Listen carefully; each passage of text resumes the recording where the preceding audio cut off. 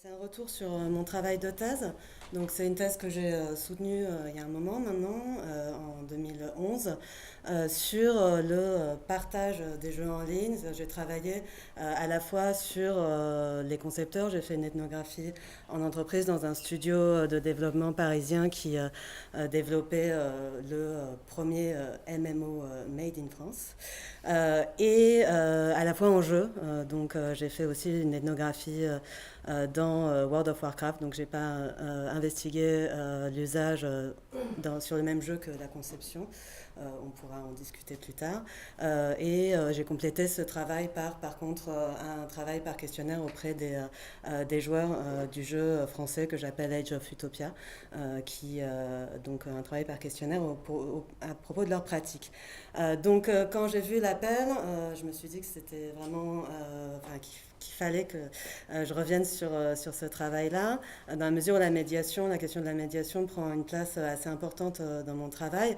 Alors après, en fait, en voyant les communications et en reprenant le titre de l'appel, je me dis que finalement, moi, je travaille plutôt sur la question de la médiation entre les concepteurs, la conception et les pratiques, et que finalement, c'est plutôt le jeu qui va se retrouver comme un objet de médiation, même s'il y a, pour que le jeu soit un objet de médiation entre concepteurs et joueurs, il y a un ensemble de personnes qui vont devoir, et de personnes et de dispositifs qui vont devoir elles-mêmes opérer des médiations.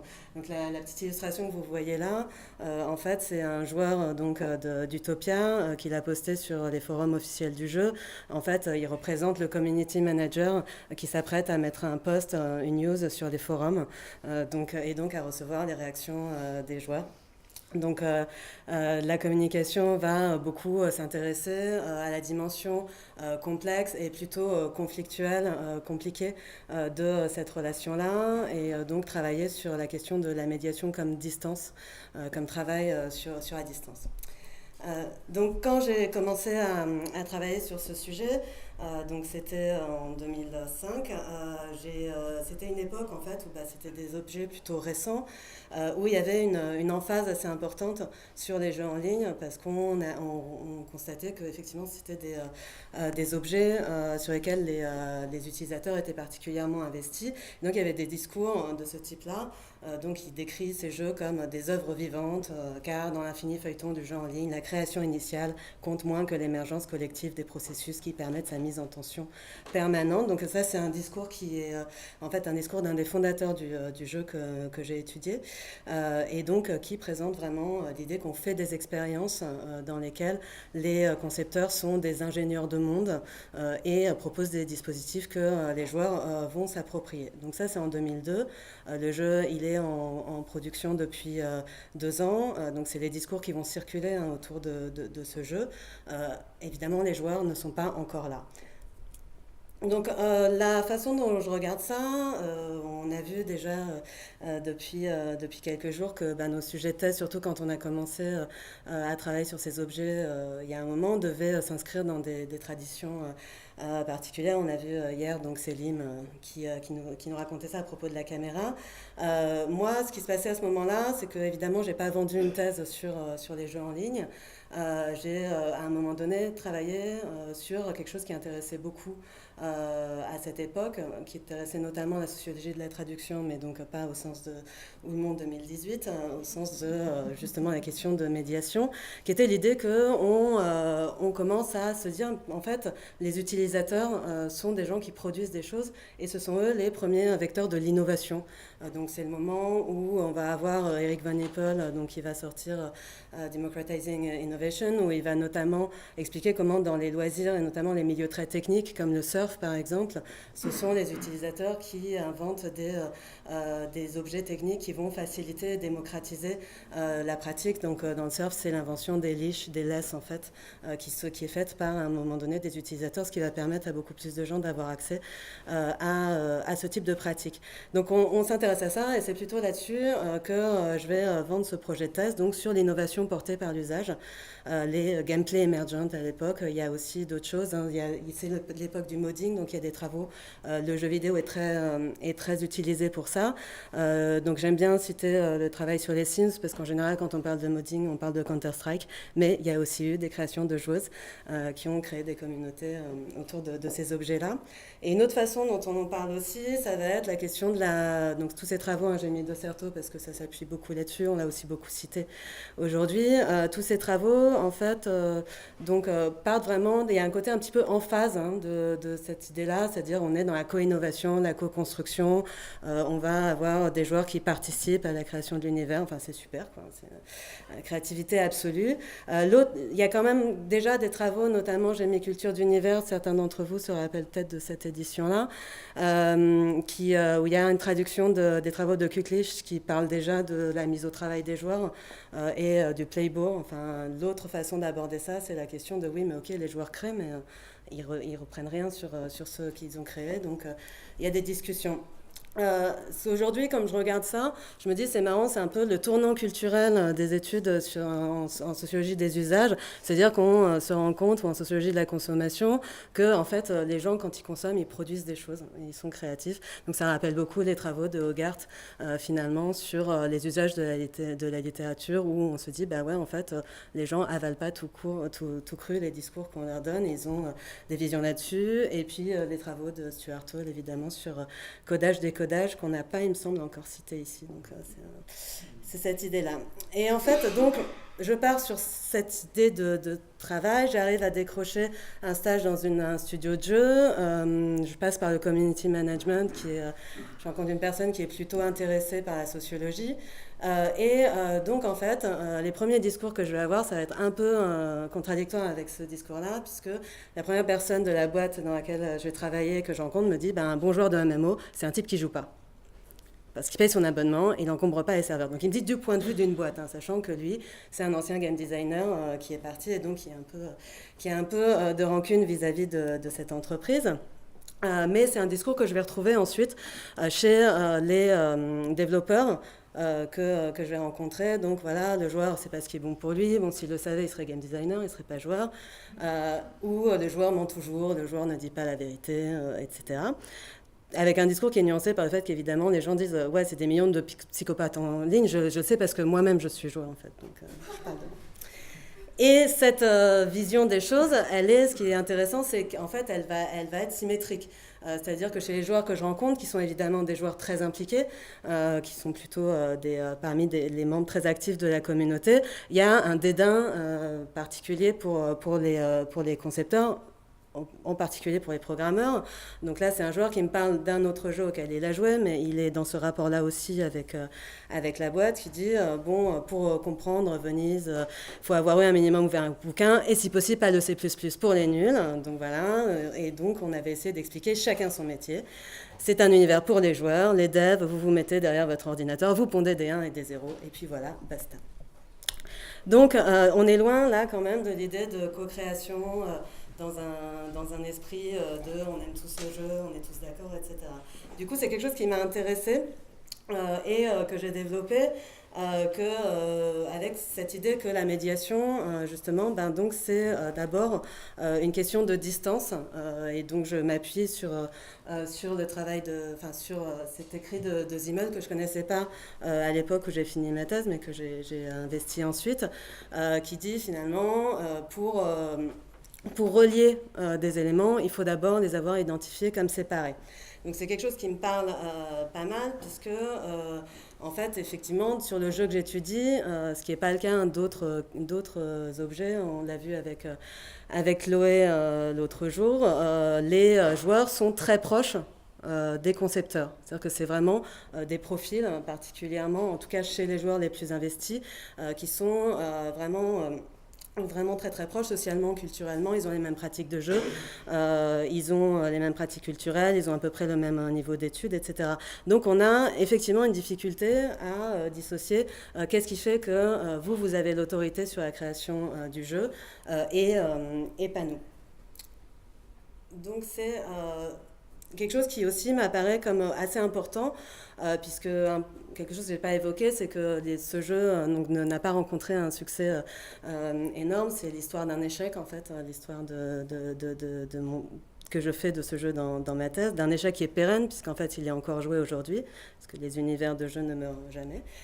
mais ça reste quand même une histoire qui, économique, d'un point de vue économique en tout cas, est plutôt une faillite. Et une des choses qui me semble, c'est justement qu'un des problèmes dans l'histoire économique marchande de ce jeu, c'est que les concepteurs n'ont pas su trouver la juste distance, ils n'ont pas su réussir à faire du jeu ce qu'on appelle en sociologie technique un objet frontière qui aurait permis au monde des joueurs et au monde des concepteurs de se rencontrer.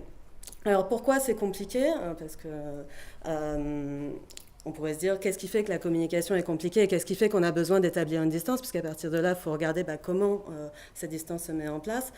C'est parce qu'on a déjà des pratiques qui sont relativement hétérogènes. En fait, quand on dit les joueurs, on a tendance à avoir une masse uniforme, mais en fait, il y a des pratiques de jeu et toutes les pratiques ne se ressemblent pas et certaines pratiques sont concurrentes en fait.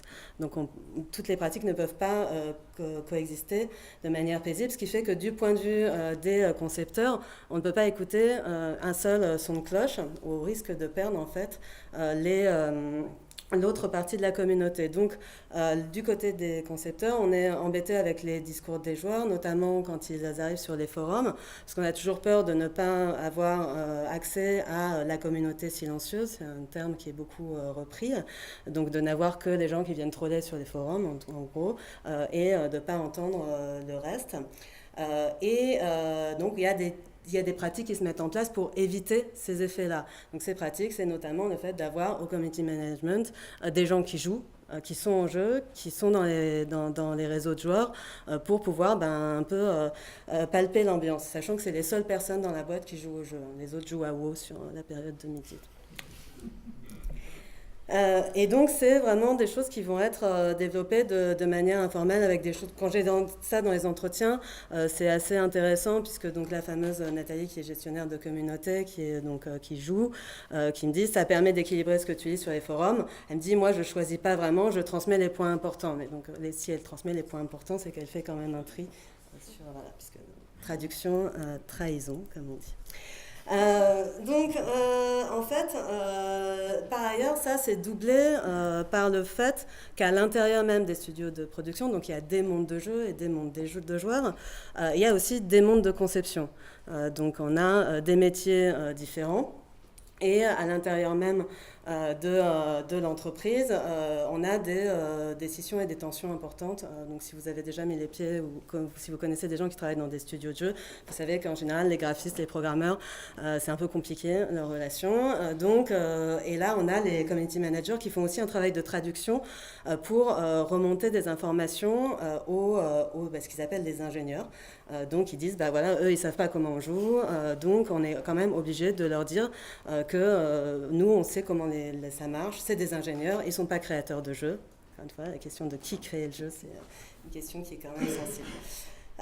Donc on a ce discours qui est répété, les développeurs n'ont aucune idée de comment les joueurs nous contactent. Par ailleurs, il y a une forme de protection, c'est-à-dire que comme le jeu a beaucoup de problèmes, mais c'est le cas dans beaucoup, on essaye d'éviter que les développeurs soient au contact direct des propos des joueurs pour qu'ils ne soient pas trop agressés par cela. Donc il faut un travail de médiation à la fois vers les joueurs, donc pour ne pas arriver avec des nouvelles de développement crues que les joueurs auront du mal à digérer et à comprendre, et aussi des joueurs vers les concepteurs. Donc ça veut dire qu'on a tout un ensemble d'outils qui vont être mis en place et c'est vraiment pas une communication directe, c'est-à-dire qu'on va avoir un continuum de médiation déjà entre concepteurs et joueurs. Donc j'ai dit il y a des proximités, donc il y a des gens qui vont être plus ou moins proches des milieux de conception, il y a des joueurs très impliqués qui sont passés dans l'entreprise, donc il y a des circulations à ce niveau-là. Et il y a ce que j'avais donc constaté, c'est qu'il y avait deux grands types de dispositifs. Il y avait le dispositif des forums, qui est en fait les cris des forums, donc les forums officiels, bien sûr, où on va aller poster une alerte. Donc c'est ce que me dit un des joueurs, une alerte forum. Quand il y a quelque chose, qu'il y a un gros bug en jeu ou il y a un gros problème de gestion de la communauté. Et parallèlement, il y a un système de chuchotement, en fait, qui sont les chuchotements des bénévoles, des game masters, où on va, quand il y a une alerte sur le forum, en fait, envoyer les émissaires, les game masters, se renseigner avec un système qui est très pyramidal.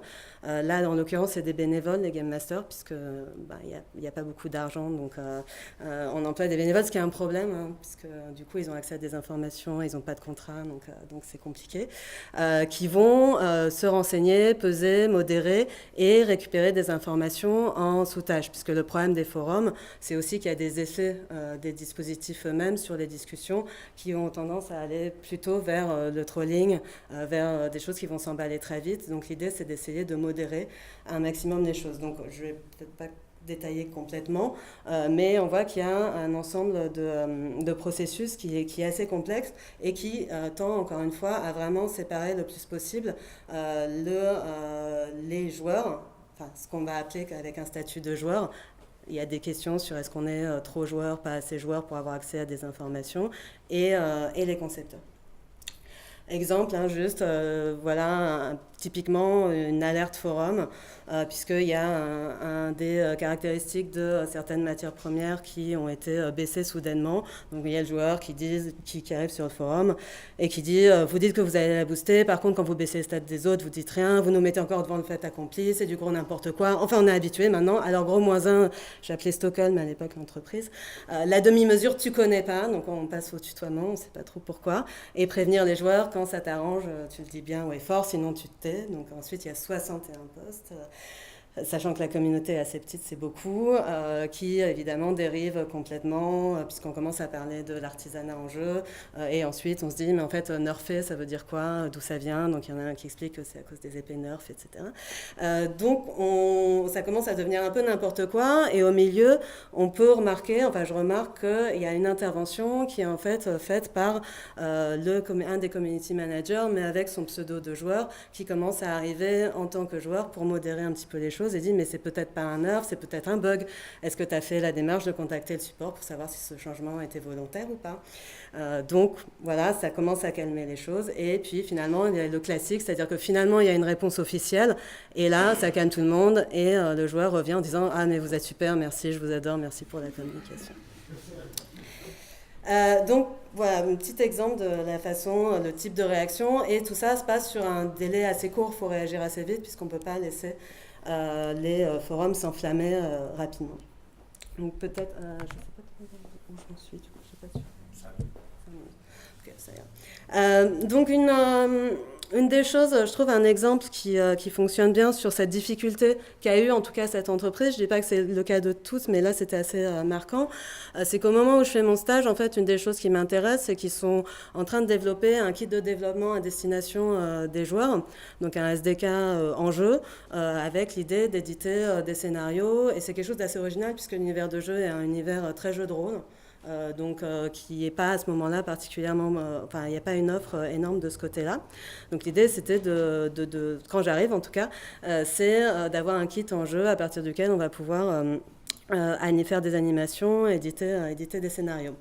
Et quand je discute avec le directeur, le producteur qui était le directeur technique, il me dit bon bah si tu veux savoir en fait le départ de ce projet à la base je pensais que c'était fini parce qu'en fait la boîte a des gros problèmes financiers et elle est maintenue un peu sous perfusion par un mécène qui de temps en temps vend un appartement paraît-il en Suisse, et du coup réinjecte des sous pour 2-3 mois, mais c'est toujours un développement à court terme.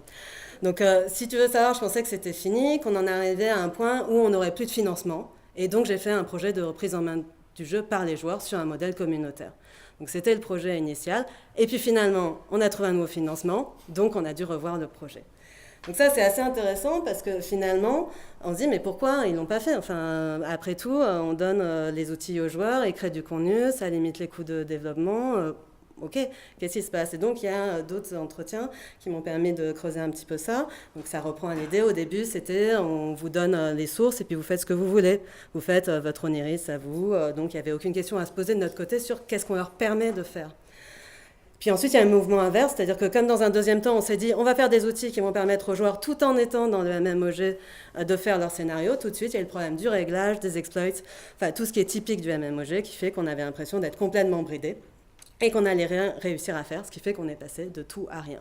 Donc il y a vraiment un enjeu de gestion qu'en tout cas eux ils prennent comme ça, qui est de dire il faut qu'on gère et qu'on modère, qu'on arrive à contrôler en gros ce qui se passe en jeu parce qu'on est finalement producteur de services. C'est aussi, il faut se représenter, à ce moment-là on est au début du passage du modèle de l'industrie du jeu vers un modèle d'une industrie de services et donc c'est pas des choses qui sont complètement, on est dans une logique vraiment d'innovation.